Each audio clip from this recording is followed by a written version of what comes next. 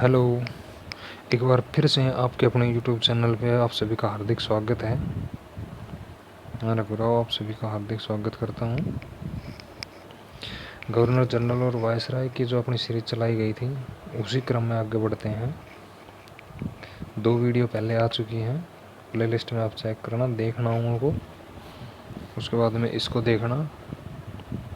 ठीक है, 3 पार्ट में कंप्लीट जो भी मेन इम्पोर्टेंट वायसराय और गवर्नर जनरल हुए हैं उन सभी का वर्णन किया गया है। अगर आप चैनल पर नए हैं तो सब्सक्राइब कर लें, अपने दोस्तों के पास शेयर करें, लाइक करें, कमेंट करें। अगर पसंद नहीं आए तो वीडियो को डिसलाइक करें, कोई नहीं कोई प्रतिक्रिया दें ज़रूर। चलो तो बिना किसी देरी के अपना सेशन की शुरुआत करते हैं, अपने क्लास की शुरुआत करते हैं आगे उसी सीरीज में। अगला नंबर आता है लॉर्ड चैम्सफोर्ड का। चैम्सफोर्ड का शासनकाल रहा था 1916 से 1921। 1916 से 1921 चैम्सफोर्ड के शासनकाल में रोलेट एक्ट आया था। 18 मार्च 1919 को रोलेट एक्ट पास हुआ। रोलेट एक्ट कब पास हुआ? 18 मार्च 1919 को। किसके शासनकाल में? चैम्सफोर्ड के शासनकाल में। उसके बाद जलियांवाला बाग हत्याकांड होता है 13 अप्रैल 1919 को। जलियांवाला बाग हत्याकांड किसके शासनकाल में हुआ? चैम्सफोर्ड के शासनकाल में। जनरल डायर ने आदेश दिया था गोली चलाने का जलियांवाले स्थान पे। पंजाबियों की एक सभा हो रही थी, उसने थी भीड़ पे डायर ने गोलियां चलवा दी थी और उसमें बहुत से निर्दोष व्यक्ति मारे गए थे अपने। वो कांड सबसे बड़ा कांड 13 अप्रैल 1919 को हुआ, चैम्सफोर्ड के शासनकाल में हुआ था। खिलाफत आंदोलन है एक। खिलाफत आंदोलन शुरू हुआ था 1919 में, 1922 तक चला था।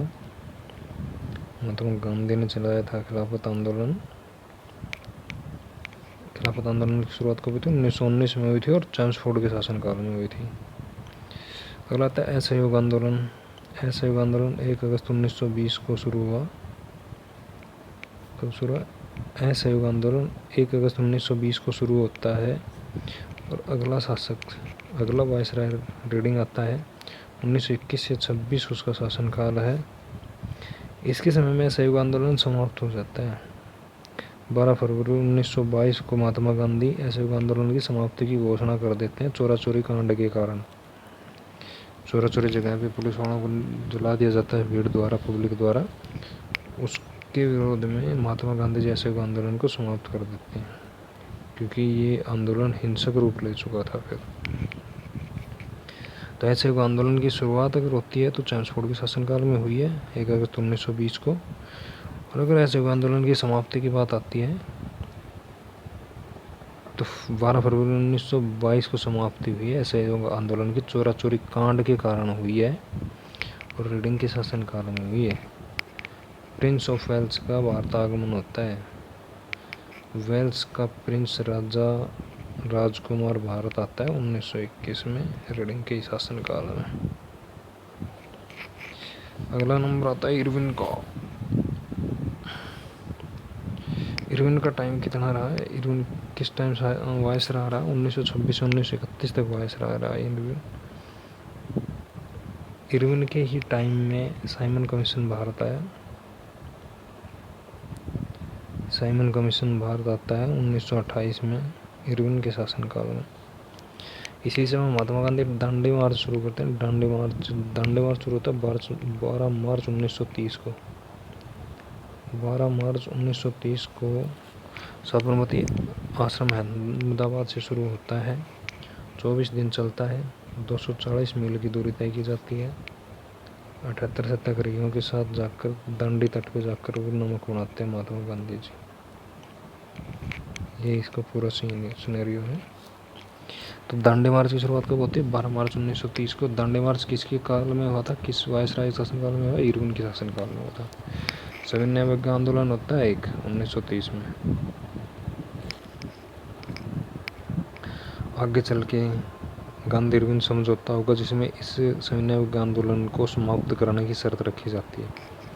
फिर उससे पहले की बात होता था प्रथम तीन गोलमेज सम्मेलन हुए, उनमें से पहला गोलमेज सम्मेलन 1930 में जो हुआ था वो इरविन के शासनकाल में ही हुआ था। ठीक है, गांधी इरविन समझौता होता है 5 मार्च 1931 को। 5 मार्च 1931 को गांधी जी और इरविन के बीच में समझौता होता है एक।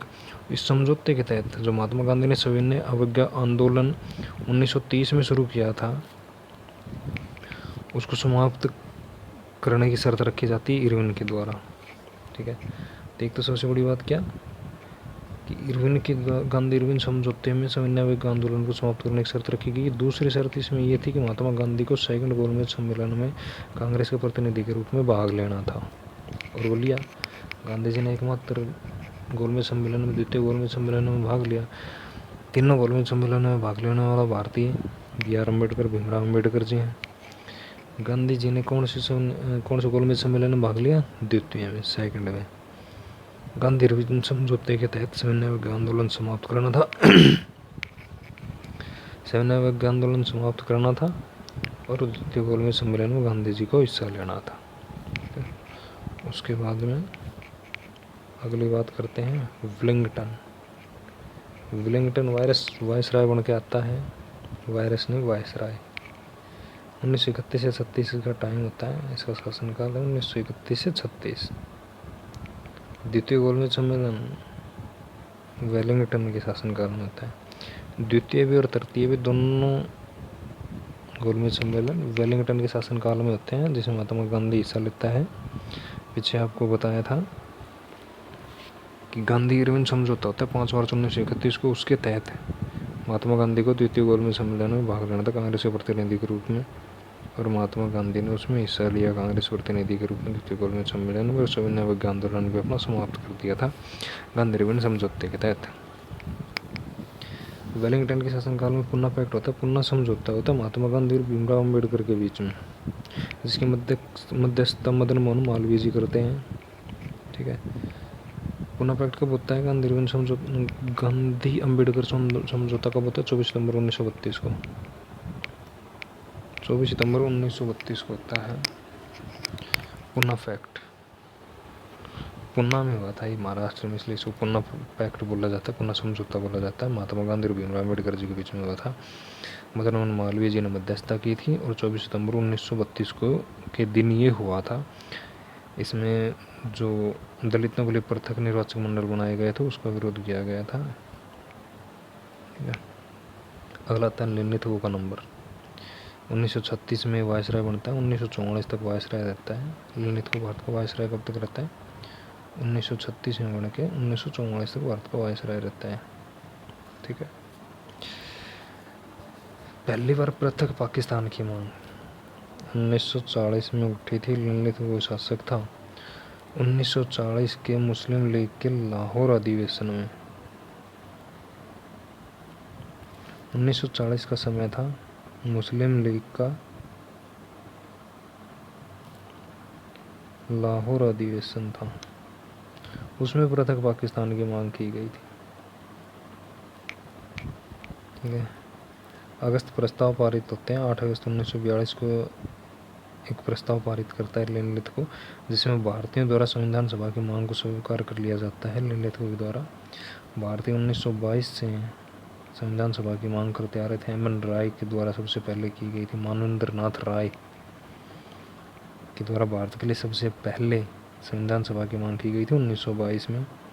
तब से भारतीय मांग करते आ रहे थे संविधान सभा की। तो ये पहली बार 8 अगस्त 1942 को एक प्रस्ताव पारित करके लिनिथगो इस मांग को मान लेता है, संविधान सभा की मांग को स्वीकार कर लेता है। इस प्रस्ताव को अगस्त प्रस्ताव बोला जाता है, क्योंकि अगस्त के महीने में पारित हुआ था 8 अगस्त को। ठीक है, उसके बाद में लिनिथगो के शासनकाल में क्रिप्स मिशन भारत आता है। 1942 में क्रिप्स मिशन भारत आया। ठीक है, क्रिप्स मिशन कब आया? 1942 में, लिनिथगो के शासनकाल में 8 अगस्त 1942 को। 8 अगस्त 1942 को महात्मा गांधी भारत छोड़ो आंदोलन शुरू कर देते हैं। 8 अगस्त 1942 को भारत छोड़ो आंदोलन की शुरुआत कब हुई? 8 अगस्त 1942 को। किसके शासनकाल में? कौन था वायसराय उस समय? लिनिथगो। लिनिथगो के शासनकाल में 8 अगस्त 1942 को भारत छोड़ो आंदोलन की शुरुआत हुई। ये बात बहुत विशेष ध्यान रखना है कि आपको इस चीज़ का ध्यान रखना ही होगा। अगली बात आती है माउंटबेटन की। भारत का अंतिम वायसराय था ये। मार्च 1947 से जून 1948 तक भारत का वायसराय रहा। स्वतंत्र भारत का भी यही वायसराय था प्रथम, और एकमात्र भारतीय वायसराय हुए हैं श्री राजगोपालाचारी। प्रथम भी वही है और अंतिम भी वही है, भारतीय वायसराय की बात कर रहा हूँ।